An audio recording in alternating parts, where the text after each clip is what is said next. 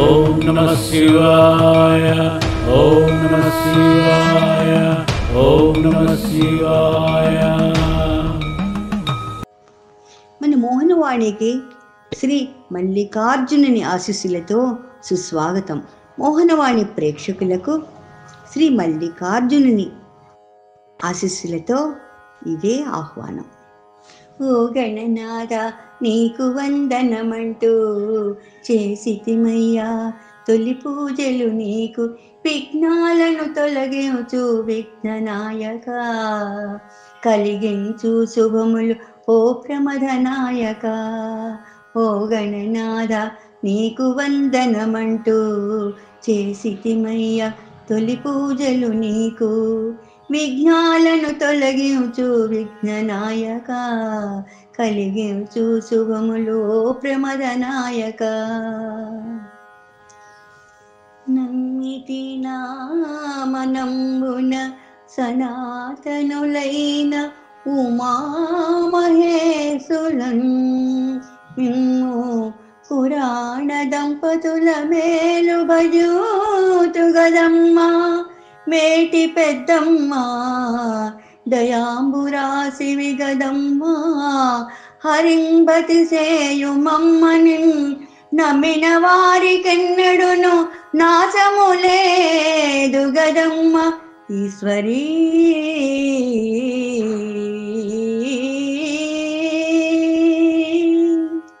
అమ్మా గౌరీదేవి, నువ్వు నీ భర్త సనాతనులైన ఉమామహేశ్వరులు మిమ్మల్ని పూజిస్తున్నాను.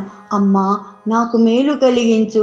నీవు అందరికీ పూజనీయురాలివి, దయకు సముద్రం వంటి దానివి.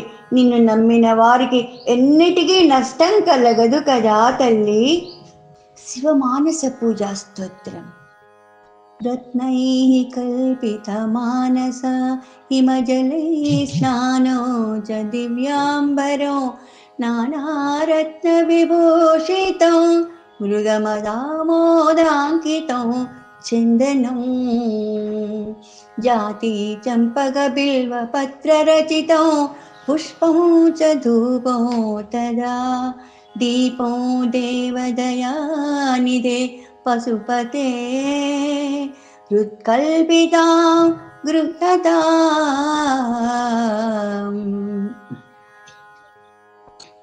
సౌవర్ణే మణికండరత్నరచితే పాత్రే ఘృతం పాయసం, భక్ష్యం పంచవిధం పయోదరియుతం, రంభాఫలం స్వాదుదం, శాకానామయుతం జలం రుచికరో, కర్పూరకండోజ్వలో, తాంబూలం మనసా మయా విరచితో, భక్త్యా ప్రభో స్వీకురు.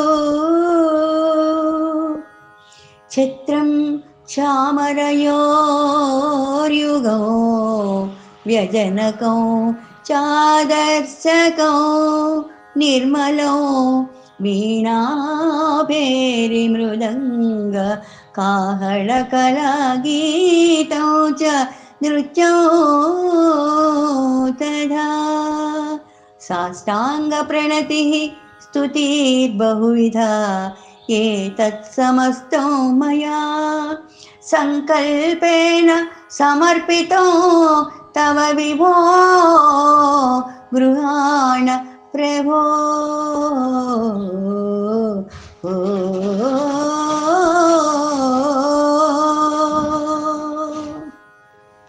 గురుర్బ్రహ్మా గురుర్విష్ణుః గురుదేవో మహేశ్వరః, గురు సాక్షాత్ పరబ్రహ్మ తస్మై శ్రీ గురవే నమః. వందే శంభుముమాపతిం సురగురుం, వందే జగత్కారణం, వందే పన్నగభూషణం మృగధరం, వందే పశూనాం పతిం, వందే సూర్యశశాంకవహ్నినయనం, వందే ముకుంద ప్రియం, వందే భక్తజనాశ్రయం చ వరదో వందే శివం శంకరం.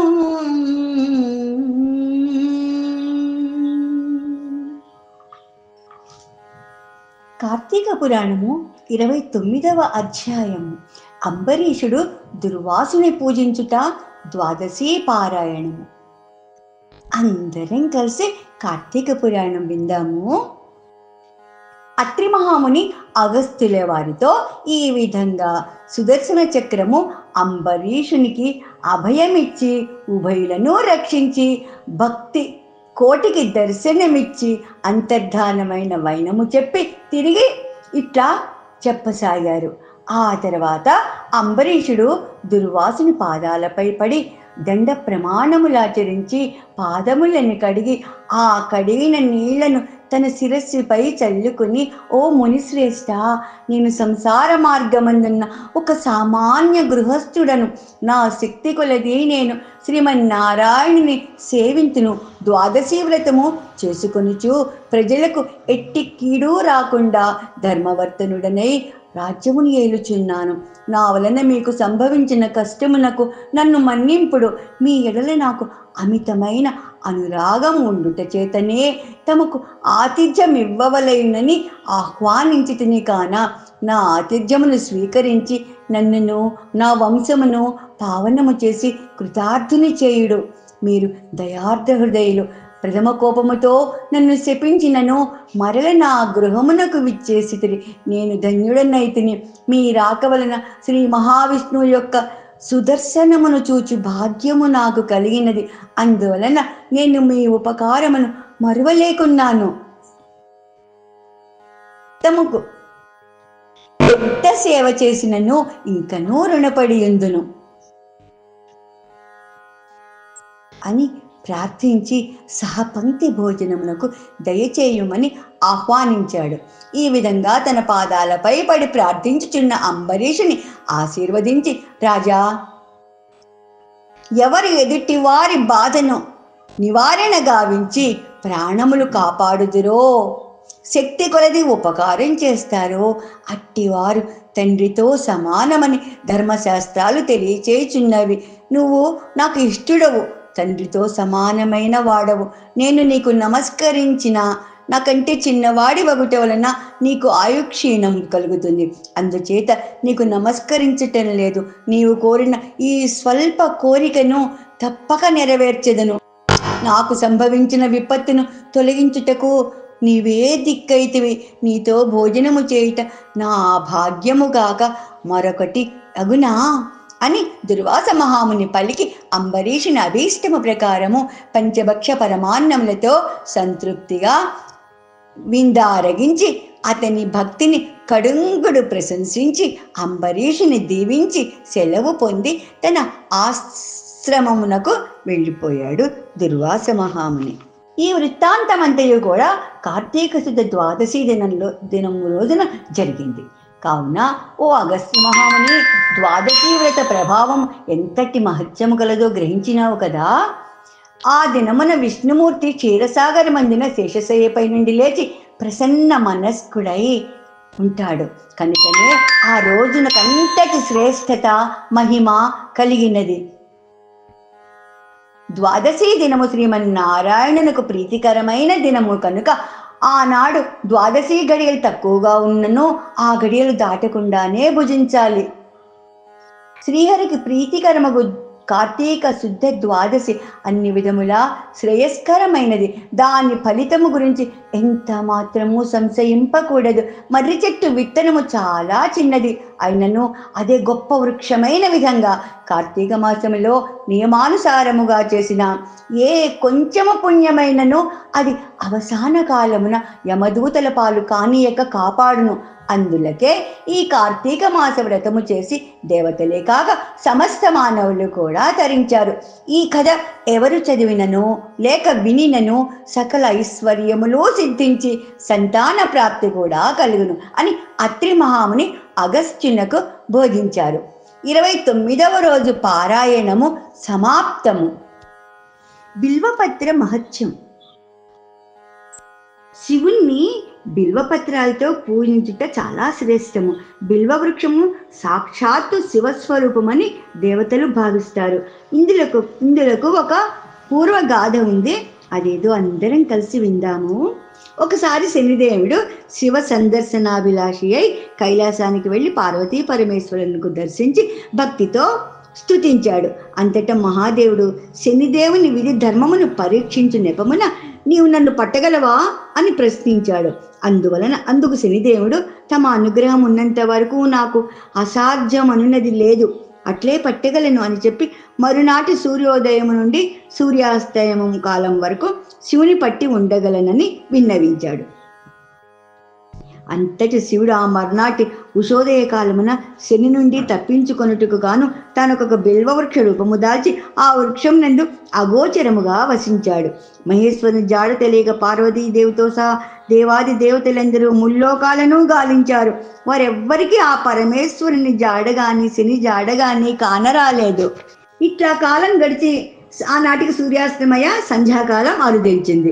అప్పుడు మహేశ్వరుడు బిల్వవృక్షం నుండి సాకార రూపంగా బయటికి వచ్చాడు. ఆ మరుక్షణమే శనిదేవుడచ్చట ప్రత్యక్షమైనాడు. శని, నన్ను పట్టుకోలేకపోయినావే అని పరమేశ్వరుడు ప్రశ్నించాడు.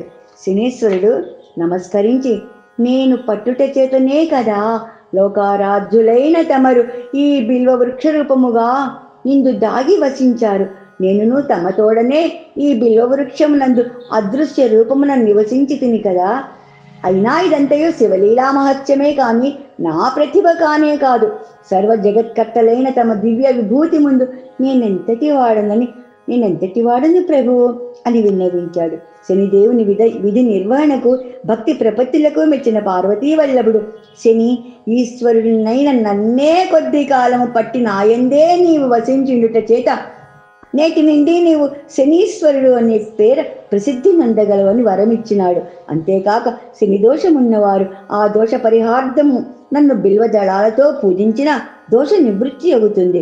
బిల్వపత్ర పూజ చేసి శివభక్తులైన వారిని ఈ శనీశ్వరుడు బాధించడు అని అభయవర ప్రదానము సంగినాడు శివుడు. ఆనాటి నుంచి బిల్వవృక్షమునకు శివస్వరూపమును భావించి ఆ శివుని బిల్వపత్రములతో అర్చించుట ఆచారమైనది. అలసిపోయిన మనసు నాది శంకరా శివ శంకరా, తులసి నీళ్లతో రారా, తులసి నీళ్లతో రారా శంభో శంకరా, శంభో శంకరా. నాకే తెలియని మనసు నాది శంకరా శివ శంకరా, నువ్వే పరిచయ వాక్యమౌవవా శంభో శంకరా, శంభో శంకరా. మతి మరుపు నాది శంకరా శివ శంకరా, నిన్ను మరువని వరమునివ్వరా శంభో శంకరా, శంభో శంకరా. మనసు లేని మనసు నాది శంకరా శివ శంకరా, మనసుకే నీవు మనసు కాదా శంభో శంకరా, నా మనసుకే నీవు మనసు కాదా శంభో శంకరా. ఊహ కందని మనసు నాది శంకరా శివ శంకరా, పట్టిదాన్ని కట్టివేయరా శంభో శంకరా, శంభో శంకరా. మంచులాంటి మనసు నాది శంకరా శివ శంకరా, నే కరిగి నీరై కాళ్ళు కడగని శంభో శంకర శంభో శంకర నీ కరిగి నీరై నీ కాళ్ళు కడగని శంభో శంకర. శివదర్శనం, చిత్తనాశనం, పార్వతి దర్శనం, పాపనాశనం, ధూళి దర్శనం, దుఃఖనాశనం. ఇంతవరకు మన ఛానల్కి ఎవరైనా సబ్స్క్రైబ్ చేసుకోకపోతే ఇప్పుడే ఈ క్షణమే సబ్స్క్రైబ్ చేసుకుని ఆ పక్క నుండి బెల్ బటన్ మ్రోగించి మమ్మల్ని ప్రోత్సహిస్తారని మనస్ఫూర్తిగా కోరుకుంటూ